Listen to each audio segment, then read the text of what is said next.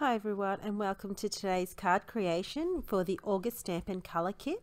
Now I've used the Flying By stamp set here, and I've made an array collection of cards using my Sharpie markers as well as the Sweet Sentiments dies and stamps, which is great for building sentiments and adding on sentiments as well.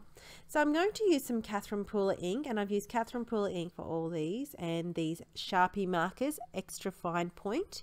These are great, and they've become quite a go-to for my colouring as a medium in my stash lately. So I've got a top folding white card base here. I've got a craft mat that I'm actually just going to use to kind of stamp randomly off and on the cardstock, just so that if I go off that it goes on to the craft mat. So I've got here the largest sentiment stamp set of the bird. So I tend to work largest to smallest when it comes to repeat stamping. So this is going to be pretty much a single panel card front.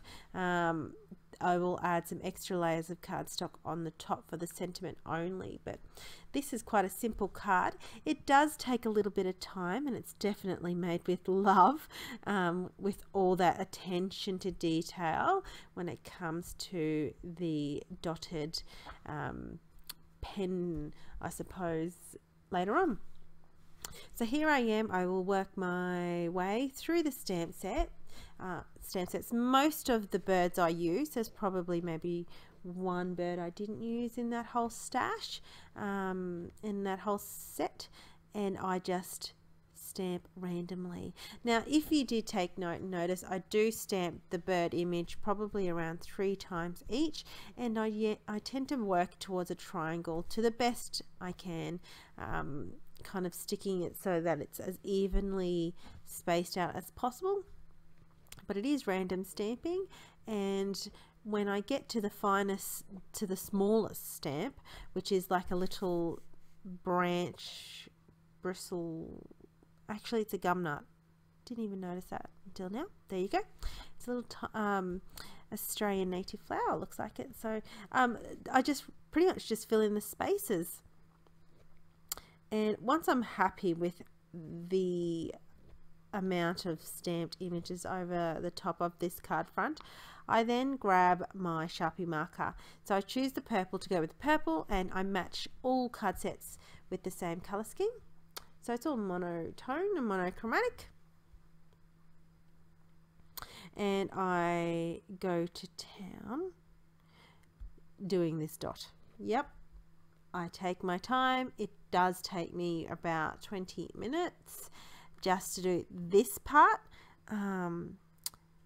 I found it very therapeutic. It was very, very therapeutic for me, and I loved that whole process, and I actually really, really love the end result that this type of penmanship, I suppose, was for the whole card. And you can see me here working my way through. This is the speed I go, so this is not sped up, and I just pretty much do the rest of the card. But yeah, I just take my time, to be honest, and I just really enjoyed it. It's definitely something different. This card set was something new for me to try. I've done something similar with the black, but when I found this Sharpie marker set, I thought it was a great opportunity for me to try it in all the color ranges of the Sharpie marker set. And I found the Sharpie marker colors really suited the Catherine Pooler inks, and so they just coordinated really well. So that's why I chose the Catherine Pooler inks and the color scheme. So that is that card front panel done. The base of it done anyway. Yes, it took a lot of time, took a lot of love. So here I've got the Sweet Sentiment dies. I'm going now, it's got a birthday and a thanks. It's got the outer part as well as the inner part. So it's a layered sentiment die. So I've die cutted the bottom layer with the purple and then I've die cut it in white to layer that as the top, and you can see that there. And then once I decide where I'm going to put it, I then grab the actual Coordinating Sweet Sentiments Builder stamp set, and I use the word happy. Now that happy I'm going to white heat emboss with the same purple cardstock. I'm going to use some Versamark ink, and I'm going to use the Wow white embossing powder. This is the Superfine in the opaque bright white. Gorgeous, gorgeous, beautiful powders.